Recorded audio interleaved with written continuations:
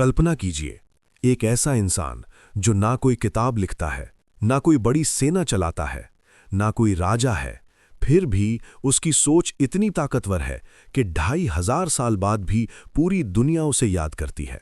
एक ऐसा आदमी जिसने सिर्फ सवाल पूछकर लोगों की सोच हिला दी, और शायद यही वजह थी कि उसके अपने ही शहर के लोगों ने उसे जहर पीने की सजा दे दी। उस व्यक्ति का नाम था सोक्रेटिस, एक ऐसा दार्शनिक जिसने लोगों को ज्ञान नहीं दिया बल्कि उन्हें सोचने की आदत सिखाई। सुकरात का जन्म लगभग 469 ईसा पूर्व में एथेंस में हुआ था। उनके पिता का नाम सोफ्रोनिस्कस था, जो पेशे से मूर्तिकार थे, और उनकी माता फेनरेट एक दाई थीं। सुकरात का बचपन बहुत साधारण था, ना कोई बड़ी संपत्ति, ना कोई राजसी जीवन। कहा जाता है कि वे साधारण कपड़े पहनते थे, अक्सर नंगे पैर चलते थे और अपना अधिकतर समय लोगों से बातचीत में बिताते थे। उन्होंने कोई किताब नहीं लिखी। उनकी बातें हमें उनके शिष्य प्लेटो और जेनोफोन की लिखी किताबों से पता चलती हैं। सुकरात का मानना था कि सबसे बड़ा ज्ञान ये है कि इंसान ये समझ ले कि वो कितना कम जानता है।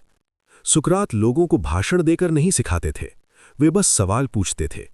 एक सवाल, फिर दूसरा सवाल, फिर तीसरा सवाल, और धीरे धीरे सामने वाला खुद ही अपनी सोच की कमजोरी समझ जाता था।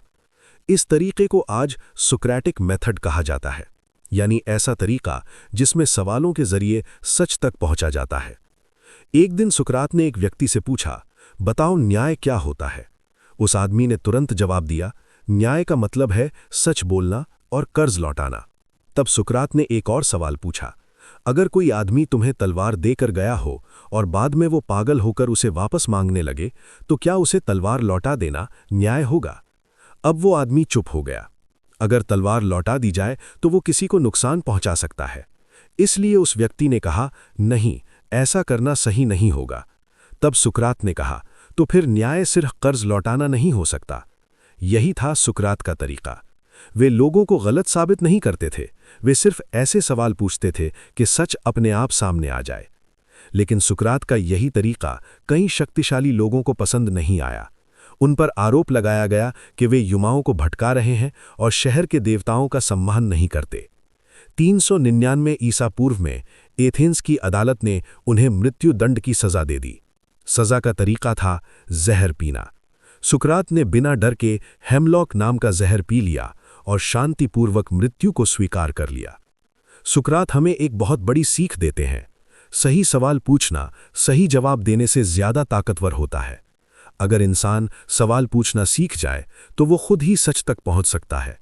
शायद इसी वजह से सुकरात को आज भी पश्चिमी दर्शन का जनक कहा जाता है।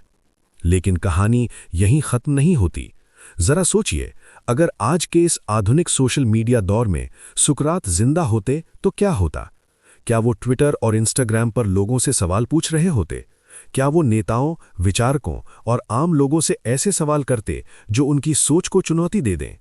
और क्या उनकी वही सवाल पूछने की आदत आज भी लोगों को असहज कर देती? इन सब सवालों का जवाब हम जानेंगे वीडियो के दूसरे भाग में।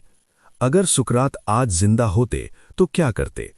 तो अगर आप जानना चाहते हैं कि आज के आधुनिक सोशल मीडिया युग में सुकरात कैसे सोचते और क्या करते, तो हमारे चैनल को सब्सक्राइब करना मत भूलिए, क्योंकि अगली वीडियो में हम इसी रहस्य को खोलने वाले हैं।